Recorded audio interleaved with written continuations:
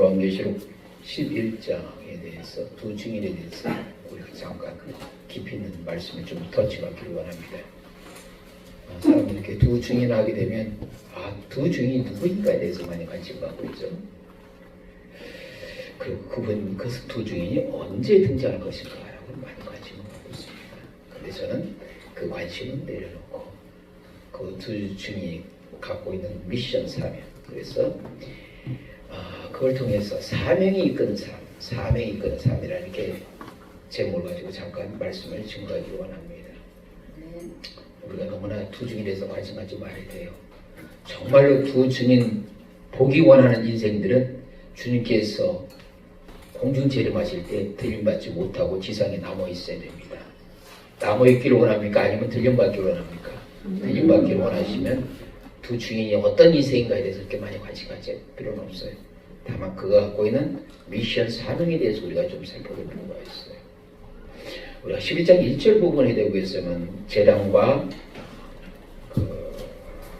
성전과 제단과 그 안에서 경배받는 자들을 측량한다고 했어요. 여기서 우리가 받는 메시지는 뭡니까? 메시지. 하나님께서는 신실한 하나님을 경배하는 자들을 보호하시는구나. 보호를 우리가 해야 돼요. 측량한다는 의미는 어떤 의미를 갖고 있냐면 보호하신다. 그렇다면 그 보호는 어떤 의미를 갖고 있습니까? 우리 생명을 영원토록 보존하는 겁니까? 아니에요. 너희가 세상에서 환난을 당하나 담대하라. 보라 내가 세상을 어떻게 했느라? 이기는가. 주님께서는 때로는 우리에게 요구하시는 게 있습니다. 어디까지 요구합니까? 때로는 죽음의 순교의 자리까지 원하십니다. 아멘.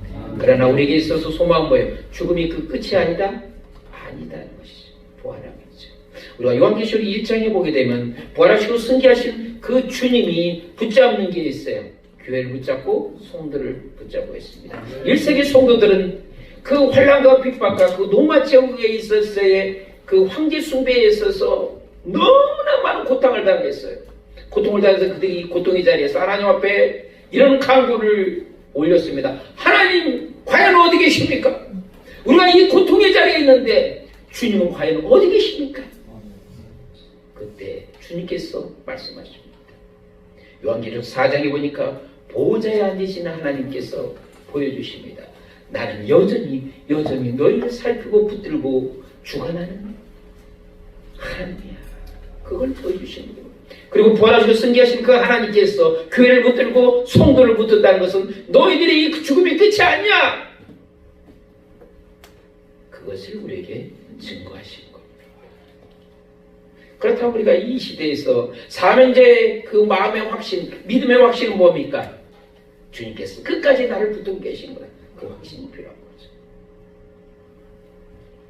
그러면서 우리가 이 사명을 감당할 때 무엇이 필요합니까? 두 증인은 어떤 의미를 갖고 있습니까? A가 두 증인이 누구인가 그것보다도 연합하고 하나가 됐다는 게 우리가 더 관심을 가져야 돼요. 이 시대 정말 주님 오신 이때 어떻습니까? 세상은 차 악으로 죄악이 관영하는 그 시대로 우리가 치닫고 있잖아요. 그렇죠? 그런 것을 우리가 막았으면 좋겠는데 세상은 더 옵니다. 그래서 어떻게 했습니까? 지금 세대에서는 이 은혜의 시대에서 핍박의 시대를 지금 돌입하고 있습니다. 이 시대는 어떻다? 화독이야, 화독이. 거대한 태풍이 불을 때 그 태풍의 눈 안에 우리가 있는 거예요. 어쩔 수 없어. 핍박의 시대는 우리가 다가올 수밖에 없어요. 그때 우리가 온전한 믿음을 지키고 특히 택한 백성을 하나님의 백성들은 연합해서 하나가 되는 되자 분열되지 말라는 얘기예요. 한국교회에 주시는 이 경우에 이 두 주인의 말씀을 통해서 흩어지지 말라는 얘기예요. 하나가 되는 얘기, 연합하라는 얘기예요. 오직 하나님의 영광을 위해서, 하나님의 거룩한 목적을 위해서, 하나님에게 원하시는 그 뜻을 향해서 우리가 하나님에서 다름박질 하자는 얘기예요. 다름질한들이 다 다름질을 사는 자는 하나라고 했는데 그 하나는 단 한 사람의 의미를 하는 거예요. 연합해서 하나 된 그 한 사람을 의미하는 거예요. 손에 손을 잡고 주의를 함께 하자는 얘기예요. 사명자를 이끄는 사명, 바로 그런 사명이 아닌 거예요. 그러면서 그 두 증인에 대해서 받고 있는 놀라운 권세와 능력이 있어요. 마치 어떤 권세입니까? 엘리야의 능력과 모세의 능력을 해가고 있습니다. 엘리의 능력과 모세의 능력보다 그 당시에 그 출애굽 당시에 애굽 상황을 우리가 좀 살펴보자는 얘기예요. 왜 하나님께서 모세에게 능력을 주셨습니까? 그 거대한 무리들이 하나님을 섬기며 경배하기보다도 우상을 섬기는 그 자리에 있었어요. 그것을 사단의 경관지를 파괴시키기 위해서 모세에게 능력을 주신 거예요. 아멘. 이 시대 사명자에게 하나님께서 마지막 때에 전무후무한 능력을 주십니다. 기대하세요. 아멘. 그러나 그 능력은 누가 받습니까? 준비된 자가 받습니다.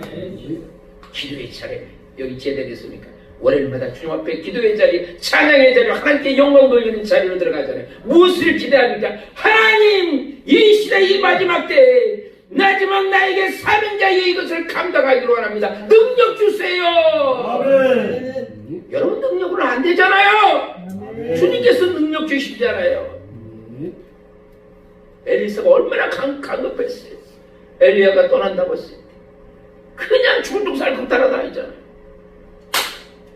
불만을 불면서 엘리야가 승천했을 때 떨어진 게 있었어요. 뭐가 떨어졌습니까? 엘리야의 겉옷이 떨어졌어요.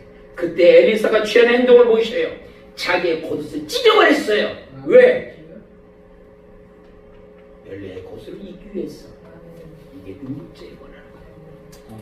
나에 대해서 하나님의 능력 받는 데서 거추장스러운 것은 다 찢어버리십시오. 다 내려놓으시고 다 포기하십시오. 아멘. 하나님의 거룩한 능력을 던지기 위한 준비를 하라는 얘기예요. 그때 주님께서 여러분을 권세와 능력을 주시고 이 세대에 거듭 이 사탄의 이 경관지를 파괴하는 능력을 여러분에게 허락하실 것입니다. 우상을 무너뜨리십시오. 그러면서 이 시대의 사명자의 삶은 무엇이까? 하나님께서 살아계신다는 시퍼렇게 누구 말이죠? 시퍼렇게 살아계신다는 것을 증거는 증인되라는 얘기예요. 왜 사람들이 강박하고 악랄하게 행동합니까? 그들의 마음속에서는 그들의 지식 속에서는 하나님을 무시하는 거야. 하나님은 죽었다라고 하는 거예요. 그때 증인들은 뭐예요? 아니야. 여전히 하나님은 살아계셔. 역사하셔. 이 시대를 죽어나오고 계셔. 그것이 보좌에 앉으시는 하나님께서 우리에게 보여주시는 증거라는 얘기예요. 우리가 그 증인 되어야 되지 않겠어요? 그러면서 우리의 삶의 자리 사명자의 삶은 뭐니까? 날마다 누구 앞에 서라? 주 앞에 서라. 여기 보니까 주 앞에 서 있는 감람나무와 두 촛대란 말이잖아요. 박대선이 마치 자기가 감람나무라고 사기치고 있는데 그런 의미가 아니라 여기서 핵심은 뭡니까? 주 앞에 선자가 되라는 게 핵심이에요. 그러니까 사람들이 본질을 안 보고 그냥 코끼리 뒷다리만 만지는 거야.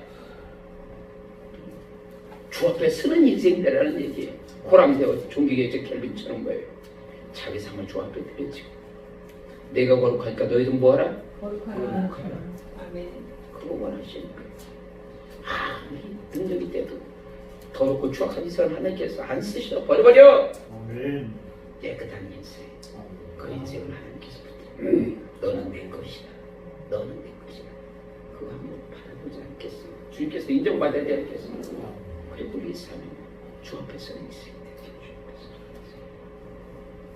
그러면서 우리 삶 속에서 이 두 증인은 어떻습니까? 굵은 배옷을 입었다고 그랬어요. 뭐예요? 회개 자리에 들어가는 거죠. 회개 자리. 느헤미야가 기도할 때 어떻습니까? 이스라엘 공동체의 죄악을 마치 나도 죄인입니다. 죄인이라고 나서지잖아요.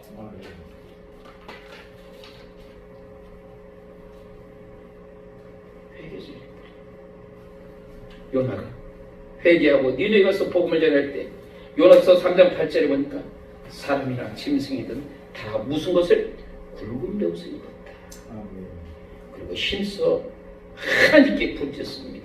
그리고 어떤 순간 자기 삶에 대해서 악한 길을 떠나! 악한 길을 떠나! 아멘. 하나님께서 어려운 길을 나가지 않겠어요. 이것이 굵고 배옷 입는 사명의 삶이라는 얘기예요. 나뿐 아니라 내에 속한 모든 공동체, 설령 내 안에 있어 속하지 않은 그 공동체들도 바로 거룩의 공동체에서 거룩의 물결을 일으키는 사명자. 그 사명 우리에게 요구하시는 거예요. 그러면서 이 두 주인은 채로 어떠니까 죽잖아요. 결국 주님께서 우리에게 요구하는 수는 죽기까지. 마치 사드락 메삭 아벤노가 죽기를 각오하는 거예요. 싸움에서 가장 강한 자가 먼저 하셔요. 죽기 각오하고 싸우는 인생이래요. 이거 대책이 없어. 이거 죽음 아니면 승부가 나지가 않아. 주님께서 우리에게 요구하시는 거예요. 네가 주의 뜻을 위해서, 네가 주인되기 위해서 죽기까지 복종하고 순종하고 충성하라. 맡은 자에게 구할 것은 뭡니까? 충성을 위해서. 그러면서 이 시대의 마지막 물이 바다를 덮은 것처럼 우리가 여호와를 하자. 힘써 여호와를 하자. 왜 안 할까? 예수 새벽별 대신 예수 그리스도의 나타나면 어김없이 그때가 되면 나타나시리라. 그때 한 사람도 우리가 낙오되지 않으시 간등히 받았어. 우리 주의 영광의 자리에 함께 자는 복된 인생 되기를 축원합니다. 참 좋으신 하나님 감사합니다. 마지막 때 이 시대 우리가 시대를 이끄는 사람의 삶을 살 수 있도록 주께서 역사하시고 인도하시고 은혜 베풀어 주시옵소서. 존귀하신 예수 그리스도의 이름으로 기도합니다. 아멘.